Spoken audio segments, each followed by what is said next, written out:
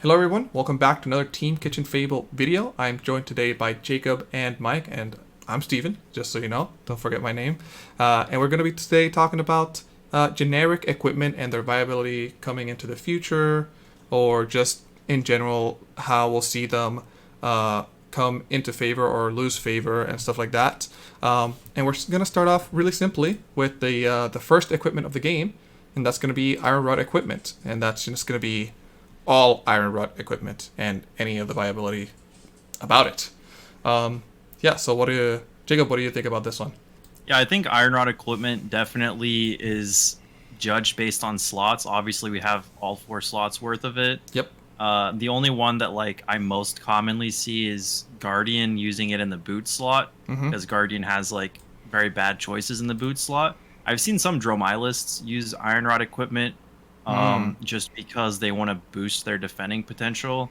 But to be honest, unless you print Arcanite Skullcap for all of the other slots, I think Iron Rod will be relevant for when you need a free block. Really? Like Iron Rod being free is I don't think you can really understate it. Really, Ironhide has a real cost, and unless you're pitching for other stuff like Arcane Barrier or maybe you have defense reactions on your turn, I think Iron Rod is actually pretty strong, but I definitely wouldn't say that it's in the top 2 slots, because generally as soon as a hero gets a equipment that's actually towards their game plan, they almost always replace the Iron Rod for it. Yeah, that is very true. Mike, do you agree? Do you like one of these tiers here? Everything that Jacob has said right there, it's 100%, especially with the boot option for Bravo. So yeah, Jacob, you hit it right on the head. I think, do y'all agree that rarely relevant sounds about the right spot for it? All right. I would say so. And then we are talking about here, as well as mostly talking about what we have available to us, and then a little bit about the future. And that becomes really relevant with Blossom of Spring. I think what's really, to start off the conversation, I think what's really putting it down is the fact that Tunic exists, especially in the big classic constructive format. Maybe in Blitz has more viability, but there are just a lot of chest options available that are really good. Yeah, I think there's so many, like you said, there's a bunch of other chess pieces that just give you more resources, and a lot of them are under conditions that you're already doing. So it's just there's pretty much almost every hero has access to a better chest piece, even at common, even if we're ruling out Fyendals tunic. Yep, exactly. So moving forward, Mike, what do you think about Talismanic Lens? I think it is Kano's best friend. But other than that, I really think it's going to be unlikely to be relevant. There's with Crown of Providence, Skullcap. I think those are going to be the most commonly used piece of equipment. So I don't think the Talisman will do anything with the exception of Kano. Yep. And then Kano actually got a new best friend in a set we're going to talk about later. And it's actually quite falling out of favor a lot. And yes, I also believe that the effect is a little too... It helps you dig, it has its viabilities, but I think with all the other head equipment that exists already, that's why we're putting it in that tier for now. Yeah, this just seems like the right fit. So moving on here, Jacob, you are a notorious Reinhardt player. What do you think about the Hardened cross wrap? Yeah, I put this one in depends on hero because it's actually a very strong effect. Like in Blitz, we see that Reinhardt actually chooses Hardened cross strap over Tunic, just because games you're trying to kill your opponent as fast as possible, and if the game goes 6 turns, you can theoretically get 2 resources off of Tunic. But if you get 2 at a time, that's at times stronger than getting 1 on 1 turn and 1 3 turns later. Yeah. So I think this effect is actually very strong. You even see Katsu still uses this in classic constructed certain very aggro lists. Like there's a list that Tyler posted on our channel, and he runs Hardened cross strap in classic constructed Katsu just because he's running he wants to be as lean on blues as possible. So he's running 12 blues, and just as soon as he doesn't draw blue, he'll just pop the cross trap instead to send out the surging strike. But Yeah, I think this equipment's actually very strong. Yeah, I think it's so strong. I believe it's currently suspended in Blitz. Correct me if I'm wrong. Yeah. I think it's one of the two. So unfortunately, not gonna see it in that faster format. But yeah, goodbye Hardened Crossstrap. But definitely still has some viability, and it really does depend. We do have Tunic all the time in the chest slot, but if the game ever gets incredibly fast, and specifically casted constructed, it could be like a legitimate choice for equipment there. Yeah. Moving on, we have the Goliath gauntlet. So I'll start talking about this one. I think it really is, right now, one of the only heroes that uses it is Dash, and that's because they have issues with the arm slot. It doesn't have a really good option, and they have a lot of good targets to just get that extra damage in when they need to. There's also good cards like Command and Conquer, and right now Erase Face, the new one, getting that boost, ensuring that hit effect does help a lot. But even then, even though it's really Dash the only one that uses it, and I'm just going to put it in the rarely relevant area. I don't know if you all agree with that, or do you have any other say about this Goliath gauntlet? Yeah, I think hitting breakpoints for Command and Conquer and Erase Phase is good. It is a good effect, but the fact that only Dash is doing that is really just because, like other things, Dash doesn't have a better arm slot as well. I'm sure if Dash got like a hero-centric piece for their arm slot, they'd probably power creep this one out. Because 2 damage is just 2 damage, really. Yep. Mike, were you going to say something? Yeah, I was going to go along the lines, same thing Jacob said, but I'd also throw in same thing for Prism. I mean, you know. True. Prism kind of likes the gauntlet, but like you said, it's rarely relevant. So, yeah, I'd put it right there also. Excellent. Awesome. Yep, I think so. It's in the right spot. And then, Mike, what do you think? This is a big one. Snapdragon Scalers. Oh man, we'll stand the test of time. Yo, I agree. I think that's going to be our first will stand the test of time kind of card. What are your thoughts on it in general? I mean, just the was it one or less, right? Yep. Attack reactions, break it. You know, games go again. I mean, Briar. I mean, all of your aggros. I mean, it's just so solid. I mean, yeah, I can't say enough about it. It's Snapdragon Scalers. It's S tier. It's up there. Yep, super solid. It's ever since it was printed, it's still going on. It's still getting put in decks. It was put in, in Chain for a little bit before. Obviously, they got the Creepers. It was in Briar. It was in Katsu. It was everywhere. I think not much else to say. I think you've seen it a lot because it is. Go Again is a good mechanic as a base mechanic, and just very good to just give that an attack reaction speed too, so you can really play mind tricks with your opponent during the battle phase. Awesome. So Jacob, start us off with the best of the first fist. Yeah, I think because of its similarity with Hardened Crossstrap, for the heroes that want to use this instead, we can also put it in Depends on Hero because it's very strong. It has the exact same use case where you want to go for Explosion instead of Slow Burn with Tunic. You do have a little bit more restriction, but the heroes that want to be using this, which are generally anything that doesn't have like 2 costs, because then they would just use Hardened Crossstrap. The heroes that want to be using this are already going wide, so they're already leaking damage. So they're already getting the benefit, and they can just make use of this 2 resources very easily. So I would definitely just put it up there. The explosion of having 2 extra resources on your turn, especially if you didn't draw blues, can really help an aggro deck stay with tempo. Yep. Aggro decks, I believe most of the ones that use it right now are Ninja. They don't have a particularly amazing chess piece, so this is one of the really good options here for Depends on Hero. So that's excellent. Yeah. Awesome. So moving on to Bracers of Belief. I'm gonna put this in bubble tier. There's not much about it. Goliath Gauntlet is just better. It's so specific in what it does, and just a lot of text to just say +2 at best and plus. Yeah. And it's possible depending. I think your deck has to have blues no matter what.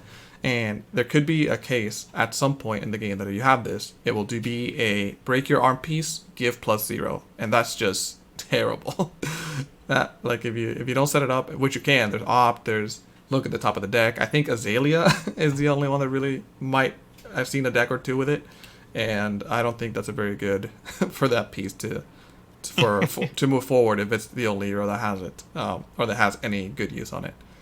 So if anybody has anything amazing that I don't know about, I think Bobble Tier's the right spot. Yeah, nothing here. I think there's just tons of options that are better than this for any hero that would even think about using it. Perfect. Agree. Awesome. Speaking of, moving on, Mage Master Boots. Mike, why don't you start us off talking about the Mage Master Boots? Yeah, Mage Master Boot. So I'm gonna probably put in the rarely relevant category, even though I'm kind of flirting with the depends on hero. But really, when it comes to depends on hero, the only two heroes that pops up in my head is Bravo and Dromai right now. So rarely relevant because I think the other heroes have other options to pick from. It is a cool card. It can come in clutch, but rarely relevant is where I'm gonna put it. All right. Jacob, do you have anything to say much about that, or do you think that's a good spot? Yeah, I agree. I think the fact that even Bravo using it has a strong argument to just use Iron Rot or Iron Hide instead. Because to use it, you also have to put Tome of Fyendal on your deck for Bravo to actually get use out of it. Like other heroes, you can like flash in auras with Prism, but then you're not running Footsteps, so like, why are you doing that? So yeah, I think it's just it's like niche playable, but it's definitely not unlikely to be relevant. It's a strong effect. Like getting the Tome of Fyendal go again is very good. But Bravo is like, as soon as you give Bravo better boots, I'm also thinking it gets power crept. So That's very true. Yeah, it's the same. Right now, I think it'll be... Yeah, I think it'll stand. Again, giving things go again, just like Snapdragon Strict Galers, is a very strong effect. It's also possible that we get a card that really makes Mage Master Boots really good. Like, right now, there's not a lot of non-attack action cards that don't have go again. Like you said, the Prism Auras are good, or Tome of Fyendal, but maybe if a hero that has strong non-attack actions that giving one go again, making the turn just get longer, makes it relevant, then maybe that becomes the play there. So Jacob, you get to start us off on a very good equipment here. No rune, and this is all four of them, no rune equipment.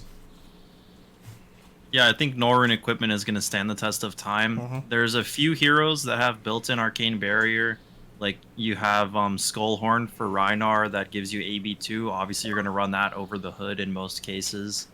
You have, like, the boots on Mech have Arcane Barrier built in. But a lot of heroes don't have good Arcane Barrier slots. And if you're playing a hero that's not, like, a purely redline deck and you want Arcane Barrier, almost all the time you're going to be just putting a generic no rune piece there. Like, if you're a redline deck, a lot of times it's not even worth it to dedicate a card to block 1 damage against like Kano or something like that. Or if you're in a race, like, I don't know, even the Rune Blades are running, like they have Arcane on their gloves from Everfest. So very true. Yeah, but anyways, I think this is a strong equipment. We're probably not going to get all equipment sets with additional Arcane Barrier pasted on them, so there's going to be heroes all the time that are going to have a couple no rune pieces in their sideboard if they have like Kanos in the meta and stuff. Yep. So yeah, I definitely throw it up there. It's strong and necessary. Yep. And to be specific, I believe the most popular ones are going to be the no rune gloves and the no rune boots. I think going to be the most relevant moving forward definitely. As well. And then the kind of similarly here is going to be spell fray equipment. I think I'm just going to put it in unlikely to be relevant, just to put it somewhere. But I think there was just a flicker of moment in which, in the Blitz format, I think Classic Constructed, like, I think no chance, because I think the game goes on too long, where if you need Arcane for any reason, you're going to put in the Arcane Barrier one just to make sure that you can do it, the defend multiple times, even if you are a red line deck. I think you might want 1 or 2 Arcane Barrier pieces, even if you have some in your repertoire as a hero, because just blocking 1 damage is not good enough. Yeah. Like I said, I was flirting with, I believe, Kasai for a moment versus Kano in the Blitz format was running, her boots or tunic, and then all 3 other slots to be spell fray equipment, because just blocking 3 versus Kano during the wildfire turn just was enough without having to spend any extra resources. I believe also was maybe spell void and all 1 Northern piece or something like that, but very niche, very unlikely to be relevant in the future in the classic constructed format, I believe. Yeah, I mean, it's literally Iron Rot for Arcane Barrier. Like, Mhm. there's definitely strength there. You don't have to pay for it, but like you said, it's just a blitz card. I'm pretty sure there's no way that we'll ever need to be running this in Classic Constructed. At least I hope there's not, because that means that there's some really powerful wizards out there that are making the games go that fast. I would not look forward to that. That's fair. All right. Moving on. Mike, do you want to talk about the Gambler's Gloves? Hey, Gambler's Gloves, very unique card, Mhm. one of my favorites. Unfortunately, where I would place it, you guys might hate on me on this one, but I'm gonna say rarely relevant. No. And this is I'm not against it. By the way, I'm not putting this in any particular order. I don't think Iron Rod equipment is better than Gambler's Gloves. That's just how I'm putting them in the list here. But yeah, I think I can agree with that. Gambler's Gloves, only 1 hero really uses it, or I guess 2 if you're counting Levia as well. But it's just such a niche interaction. Nobody, like, technically, if you're going against Brute, anybody could have the Gambler's Glove equipment available to them to be able to stop a 6 roll if they so wish. But even that is not good enough to put up a slot, so that's why it's rarely relevant. Yep. Jacobs have been having a blast with it, though, playing a lot of Rhinar. Yeah, I think it's a pretty easy slot in when you're playing Rhinar. I used to be a Goliath Gauntlet Gentleman Rhinar player, not take any risks, but I've come around to the ways of the monkey. Just roll scabs every turn. Only pop gamblers when you roll a 1. Sorry, I believe the term is Unga Boonga. Yeah. Yeah. I'm technical Unga term. Boonga Rhinar now, and Gamblers is actually very good for that strategy. But yeah, that's literally the only one. Like, I don't even think anyone needs to run Gamblers defensively. Maybe in Blitz, because it's just a free slot. You have 11 slots for equipment, but... Yeah. Exactly. Awesome. Jacob, what do you think about Ragamuffins' hat? Yeah, Raggies, when you first look at it, it's not like... It's like, Raggies. ew, that's not very good. Ragamuffins' hat. It's Yeah. not very good when you first look at it. But some very smart Kano players figured out that you can just perfectly set up a great kill turn with this card. You have to have 1 card in hand, and then you draw a card, and then you put a card from your hand back on top or on bottom. Mm-hmm. Meaning, if you do your whole combo turn, you have the Blazing Aether in hand, you draw a card, hopefully it's a blue, and you put the Blazing on top, and then you pitch to Kano. But even if the card you draw is not a blue, you can also pitch to Kano, and in response to pitching to Kano, draw a card and then put your Blazing on top, and then let the Kano resolve, and then the Blazing gets banished, and then you can cast it. You can do this with any wizard card, obviously. But basically, this is just... It's like an even more controlled top deck than Talismanic, because you could just opt to and not find anything good. But Ragamuffins, I think, is a huge factor to set up any Kano combo turn. I would put it in depends on hero, because like it's immensely strong for Kano, but I don't see any other hero running it at all. Yep. Yeah, and because that's the I case... could be okay with putting it in rarely relevant, too. I was going to counterpoint. We're just putting in rarely relevant. If we're going by that notion here of, hey, there's like some heroes that use it, or like just 1 or so heroes, if we're putting it like the same as Gambler Gloves, I think there's multiple heroes that can use these, but Ragamuffins hat, it's really only 1, and we will say it is very powerful in Kano and what it does. So there's an asterisk there, but I think for the wider spread of the Flesh and Blood heroes, I think that's the spot where we want it at. Yeah. Excellent. We figured it out. Now, Deep Blue. Deep Blue's interesting. It's another one of those chess pieces which give you kind of an advance on resources. So Deep Blue says that you choose a card from your hand and to put it at the bottom of your deck, and then you gain 3 resources. So basically what this means is you turn a red into a blue, which can be useful in kind of fixing your resources. But then again, why aren't you playing we're talking about classic constructed here. Why aren't you playing the guaranteed 2 resources from Hardened Straw Strap, especially when you only have 1 card in hand?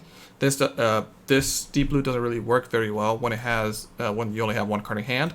Same with Vests of the First Fist. You guarantee 2 resources if you're going wide anyway. You kind of want to make sure that you're using all your cards appropriately.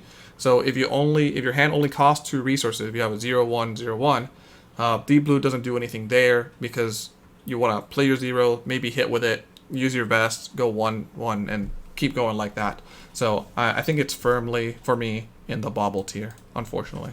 It is very cool. That is a very swaggy chess piece, but not to good effect.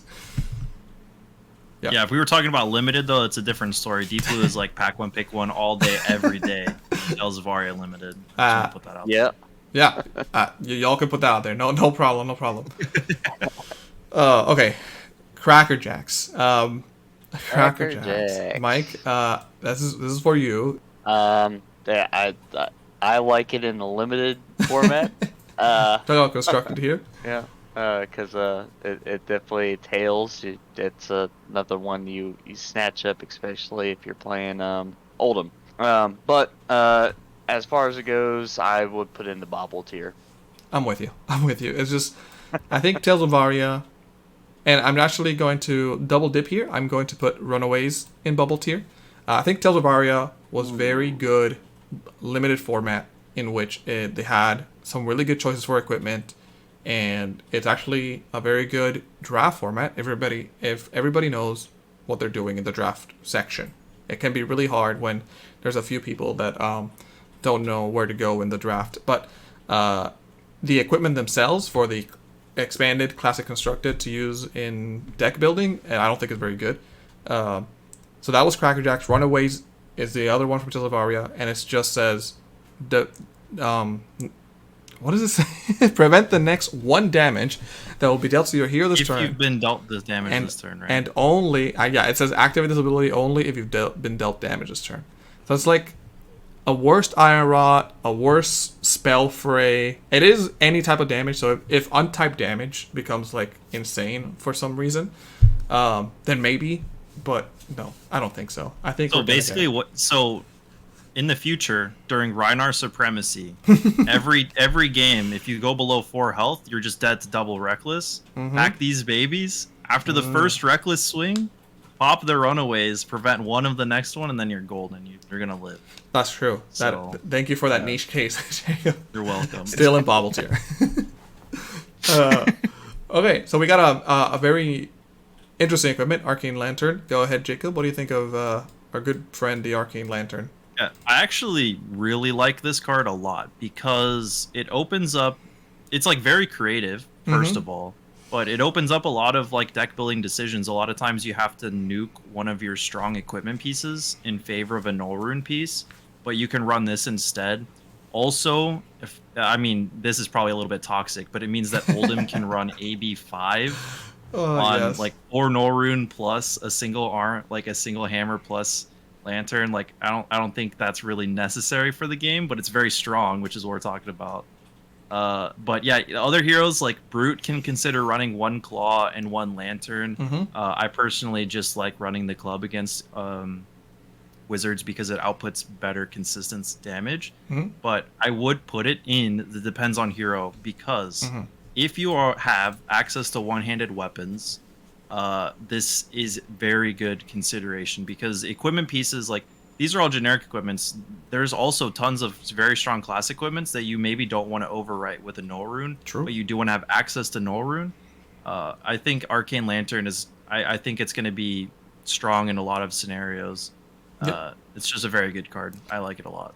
Also very interesting per the rules. If your hero does not have one-handed weapons, you can still run this and only this and no weapon. If somehow if your hero does not rely on your weapon that much and you really want Arcane Barrier 1 and all your equipment slots are really necessary, but your weapon is like mid, then go ahead. All you're carrying is an Arcane Lantern to the fight and and then some equipment, and then you're trading blows. I think thematically that sounds actually really funny, but if that ever becomes the case where your weapon is unnecessary for your viability to win the game, and you really need Arcane Barrier, there you go. Arcane Lantern it is. As silly as that sounds. All right. Moving forward, we've got. I'll be talking about this. This is the Blood Drop Brocade. I believe this is also an area equipment, right? This came from Monarch. This came from Monarch. Okay. Well, well, it's an interesting piece. I'm just gonna straight up put it in bubbles here, but I'm gonna talk about it for a second. For those who don't know, you can destroy the Blood Drop Brocade as an instant, I believe. Yes, and you can gain 1 resource, but it also has the caveat where I believe you have to have dealt or have been dealt damage to activate it. No, I think there's not any. I can't off the top of my head. I can't think of a scenario where gaining 1 resource in that kind of instant speed situation where we have Vest of the First Fist, which also has almost the same situation where you have to have dealt damage to do it. Vest of the First Fist does only say attack action cards. So if you're an arcane hero like a wizard and you need 1 resource somehow, you pop this when you deal the arcane damage and you get another resource to do other stuff. But no, I don't think so. There's not much to say about this. Yeah, I think it's pretty bad too. Excellent. Mike, let's have you talk about Stubby Hammers. Stubby Hammers, isn't that a suspended card now, or is that just in Blitz? It is just in Blitz.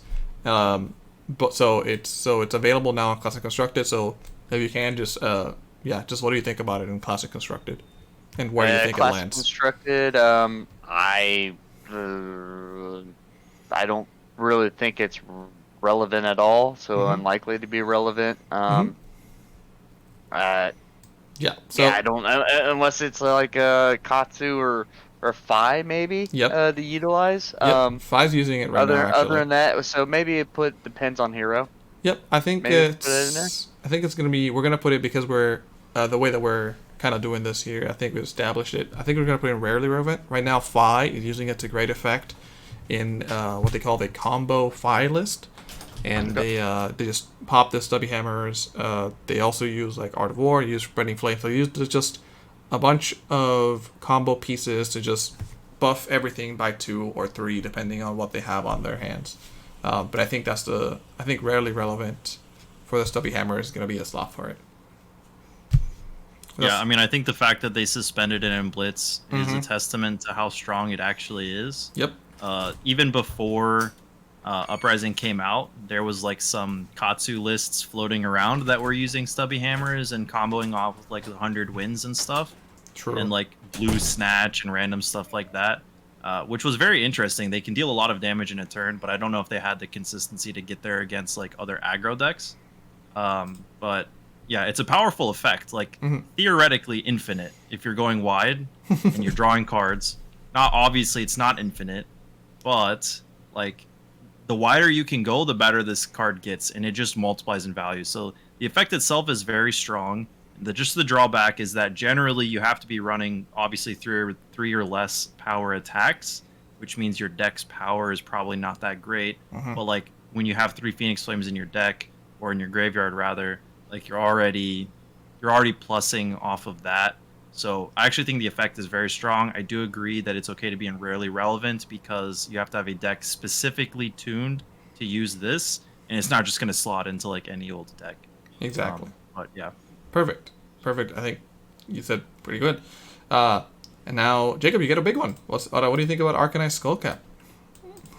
Yeah, I mean, I think this is going to stand the test of time. You guys might disagree with me because of the next equipment coming up, but I've been testing with different heroes that want to use Skullcap or Crown of Providence, and the extra life plus the ability to block Arcane, like in an instance against like Rosetta Thorn in the end game, using a blue to block block the 2 Arcane is like not that irrelevant. In fact, the Runeblade mirrors oftentimes come down to finagling the Skullcap on or off for your opponent to get that last little bit of chip damage through. So just that alone means that it's a very strong equipment. Obviously, before Crown of Providence came out, almost every deck's running this in the head slot unless you had like an amazing headpiece already. But even now, I will still just put it in. We'll test it stand up time. It's an extra life, and the Arcane Barrier 3 makes it very relevant, makes it very strong. Yep. And then, thank you for alluding to that one. The Crown of Providence will also, I believe, stand the test of time. I'm really glad that we got this equipment in when we did. I think the Arcanite Skullcap price, I mean, talking about it in a small detail in that sense, was just going way up because there was no competition for the head slot. And I think Crown of Providence coming out did help, alleviate that kind of issue.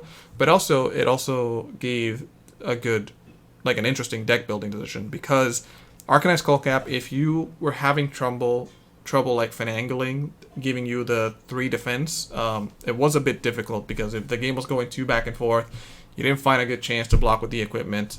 It would sometimes give you only two defense, or even sometimes only 1, depending on how the game went through.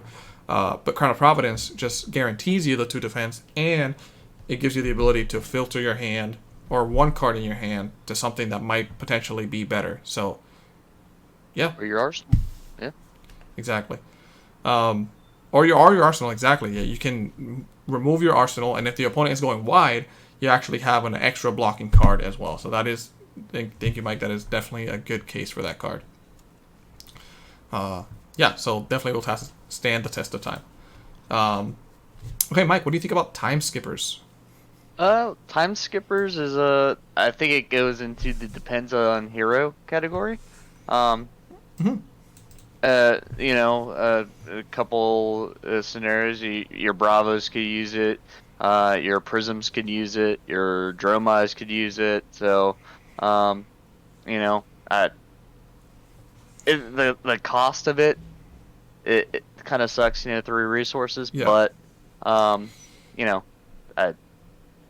I think it's a pretty good card. I like it. Yeah, I also think it's very depends on interesting. hero. That's where I go. Yeah, I think it's also very interesting, but I don't think it goes all the way up to depends on hero. Myself, I think it's almost all the way down to unlikely to be relevant. Do you have any other, Jacob? What do you think as a tiebreaker kind of person? The way I would kind of quantify this card is that you're paying 3 resources for an extra action point. The most obvious comparison is that Razor Reflex, if you can take advantage of it, gives you an extra action point for 0 resources. Razor Reflex? Or sorry, Snapdragon Scalers. Razor Reflex on the boots. Okay, yeah. Sure, if you want. I mean, not really. Okay, continue with that. Yeah, anyways. Snapdragon Scalers is the most obvious comparison in that it's free and gives you an extra action point. And a lot of times the heroes that want to go wide have cards that cost 1 because going wide is easier when your cards are cheaper. Mm-hmm. I think there's just more synergy there. So when you look at time skippers, for it to be relevant, a couple things have to be true. 1, you have to, it has to be better to get the action point than just to have go again. The obvious way is to be killing Prism auras 2 at a time. Mm-hmm. Or kill a Arclight and then go on with your turn. Or you have to have expensive attacks to where you cannot use Snapdragon Scalers on them. I think that there's a Bravo Commoner deck that just runs all the red 3-cost attacks and goes 3-cost attack into Hammer for a turn with Time Skippers, just to pretend like you have Snapdragon Scalers. But all of that being said, the fact that Snapdragons is almost always better, I would also put it in rarely relevant or unlikely to be relevant. It's a very strong effect, specifically against Prism, and for that reason, I think it should be in rarely relevant. It's a very direct counter to Arclight Sentinel. Obviously, Chains use it, Bravo Showstopper and Oldham use it, even though they're doomed anyways. But I do think that it's not it's obviously not a direct comparison to Snaps because it's a whole action point. It's not just go again. Yeah. But for most scenarios, Snaps is just better. So that's why I wouldn't put it that high up. Yep, I agree with that. I think since you put it in the middle, I said, Mike said depends, I said unlikely. The middle, I think, is fine for now. Cool. All right, Ironhide equipment. Jacob, where do you think this goes? Yeah, Ironhide equipment, I will be putting in depends on hero instead of rarely relevant because it blocks an extra over Iron Rot, but also because of the Rune Blade problem. Basically, Rune Blades are so strong and they're everywhere. You're almost always going to be able to pitch into 2 Arcane and then also pay for Ironhide. Additionally, Tunic exists. and tunic means you can turn a tunic resource into a 2-block on Ironhide. So that's very easy to do for a lot of heroes. It's still not going to be. I don't think it's going to be standing the test of time. It has the same problem of Iron Rot, where like there's almost always going to be. Eventually, there should be a class equipment that power creeps that slot. But like, Oldhim and Bravo can consider running this in boots. Prism runs it in the arms when you're running a more defensive variant because you have a very easy resource sink and you pitch a blue for this plus your hero ability or like Soul Shield or something. Yes. But I do think Ironhide is very strong. I like that they added it to the game. And in combination with Tunic or in combination with having other resource sinks, whether it's your own abilities or Arcane Barrier, I think it's going to be relevant for a long time. Excellent. Yep. Awesome. Speaking of, I think it's my go to really talk about Helios Mitre. Wow, what a card. If you've played any Uprising Shield or just limited format, you've seen Helios Mitre. It's the only free headpiece that you can get. And it's an instant where you pay 2 resources, and then you pick a source, and then you prevent 1 damage from that source.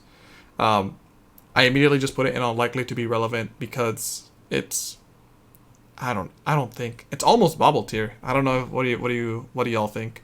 Yeah. There's literally only one scenario that makes it be okay to use, which is like if you want to generate Ash on turn 1. Obviously, it's like a direct comparison to from limited. But like if you want to do that, you're sacrificing a head slot and blocks later on in the game. But it is something you can do. I think a lot of people have been talking about doing that for Dromai. But for everything else, it's like just run Iron Rot head if you need to. If you really can't like run anything else, like if you're in Commoner and you can't run Skullcap, you still just run Iron Rot head or Ironhide head instead. And there's just no way that Helios Mitre is better. Or Quell. Like just run Quell instead of Helios Mitre. Like if you really need to stack up damage prevention on a certain source, that's the only way that this would be better than those. And even then you have to have like a deck with all blues. Yep. So, and I think that's a great segue for Quell. Mike, what do you think of Quell? I love Quell.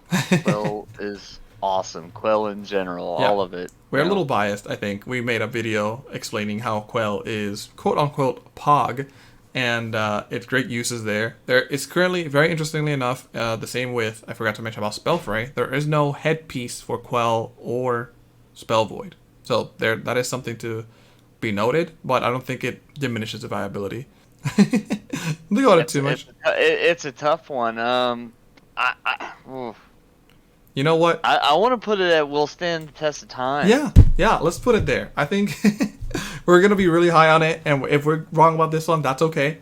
Quell is very, just very interesting. I think it's a great limited card. I think it's one of the best limited mechanics that they've done. Yeah. Fantastic limited card. Yeah, I think Quell is great. I think it's awesome. I think Go White heroes are very annoying, and Quell helps against them. Excellent. And also, they're like, obviously we went through the whole video of talking about Quell, but I still stand behind it. Like, I'm running Quell boots in Showstopper, like, currently. True. And I'm actually more happy about that than running, like, the other boot slots. True. So you're telling me my man Bravo... My man Bravo's wearing some Quell slippers in the battle? Yeah, Quell slippers, baby. We have to do it. Better than these... Get rid of these Mage Master boots. Give me some Quell slippers. Right on. I like it. We finally reached ye old trustworthy tunic. Jacob. It's like the go-to piece. Obviously, it's just such a strong effect. Mm-hmm. We already noted that like there are certain more explosive equipments. For example, Best of the First Fist or Hardened Crossstrap. But on any game that goes more than like 9 turns, just getting extra like 3 extra resources for free off Tunic is huge. Mm-hmm. Yeah, there's like not much to be said. Not like it's just very obviously strong. Mm-hmm. It's just been from day one. It's been the chase card. Almost every hero uses it. Like Bravo Showstopper has Tectonic Plating instead of Tunic, but like even Rhinar uses it, and just imagine Rhinar wearing a tunic. So. Those are the points. I think if you play a decent amount of Flesh and Blood, I think you understand the value that tunics will bring you as you play more of the game, having that one extra resource, and it's repeatable, and it has, like, at the end of the game, all push comes to shove, it blocks 1. I know it's broken, but it gives you 1 extra life. It's just on top of all the things it did for you, which would give you quote unquote 3 resources if the game went long. It gave you 1 extra life as well. It's a lot of value just printed on 1 equipment choice. So I think it's just fantastic. Yeah, I'll say something. Even if it didn't block 1, any hero that currently uses Tunic would probably still keep using Tunic. Oh yeah, that's how strong it is. For sure. I agree. I agree. Yeah. And then last but not least, maybe, it's the Hope Merchant's Hood. For those that haven't seen it in a while, it's an instant that says you can destroy it and put any number of cards from your hand into your deck, shuffle it up, and draw the exact number of cards. Yeah, it's like a weird sift, I guess I think it's the exact same effect as sift. The original sift, yeah. The original sift. Yeah, but instead of using a card from your hand, you use an equipment, which is actually stronger in my opinion. I'm gonna put it in a lightning to relevant to kind of cap this off at a good end here. It's just a weak effect. We want our headpiece to do a lot more, so we don't have a lot of I think maybe the problem is that we have Skullcap and Crown of Providence as our headpieces available to this game, and a bunch of other, like Mask of Momentum for Ninja, or I can't think of any other headpieces. But I think for a while, Halo of Illumination that just does more effects for the value of the card, and I think I ran it for a slight moment when Lightning Briar was the best, because in Lightning Briar, if you have a dead hand, you lose the game. And Hope Merchant's Hood, you didn't need the other 2 block. If your opponent was to 0, then that's all you needed to win. So just fixing that 1 dead hand just is all. That's it. But other than that, I don't think it's gonna come back into favor. So I'd like to do relevant. I think if Crown of Providence existed when Lightning Briar was a thing, you probably would have just ran that instead of Hope Merchants. Like, obviously shuffling the whole hand back when you need to, or like 3 of your 4 cards, is stronger than just 1 of them. But generally, I feel like just doing 1 of them would be enough to fix your hand in a good amount of scenarios and actually make the extra 2 block worth it. But yeah, there has to be, like, your deck has to be very specific to want Hope Merchant's Hood. You have to be a very aggro deck. Like, you have to be like no blocks. You have to have a deck where if you take a turn off, you lose, like you said. And it also has to be a deck that, like, needs specific ratios to be good. Like, some aggro decks are very basic in that they need a blue and any 3 red cards. Yeah. Briar specifically needs, like, a non-attack, maybe 2 non-attacks, and a couple attacks, and a blue to also swing Rosetta potentially, which is a little bit more specific. So you have a little bit more likelihood, especially because of that. Your deck building makes it look like your deck is like half non-attacks and half attacks. Yeah. So there's a lot higher likelihood of also getting a turn in the game where you have all attacks or all non-attacks. Exactly. So that all of these things have to combine together for Hope Merchant's Hood to, like, be worth it. But it's super strong in that scenario. I think it was the correct pick. I think more Briars should have been running Hope Merchant's Hood during that time. I agree. Hard agree. Hope Merchant's Hood was the best.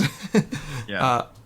But anyway, this is our list. Thank you so much for joining us here. Remember to like and subscribe. If you have any issues with the list, do let us know in the comments. We'd love to talk about what's going on here. And then look for us for more videos in the future. Yeah. Peace.